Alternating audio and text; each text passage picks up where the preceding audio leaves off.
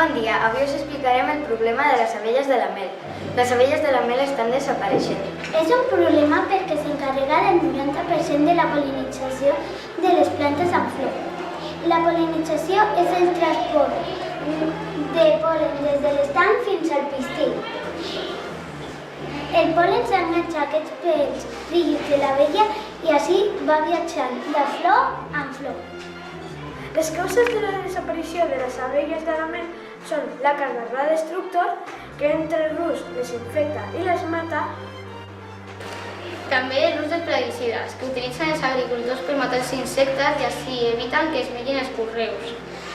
Si desapareixen, les plantes amb flor no poden reproduir-se i es produiria una gran pèrdua de biodiversitat. Les solucions són prohibir els plaguicides i evitar els monocultius.